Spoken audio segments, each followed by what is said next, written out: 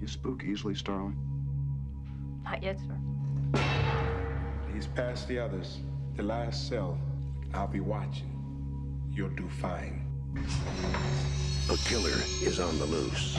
Keeps them alive for 3 days. Then he shoots them, skins them, and dumps them.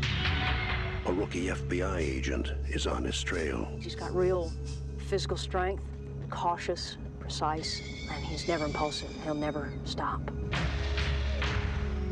But in order to track him down, she'll have to match wits. I'll help you catch him, Clary.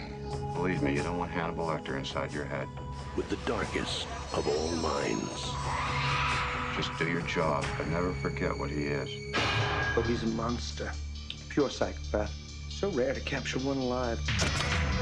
So close to the way you're gonna catch him. Do you realize that? Oh, Clarice, your problem is you need to get more fun out of life. You told me you don't spook easily.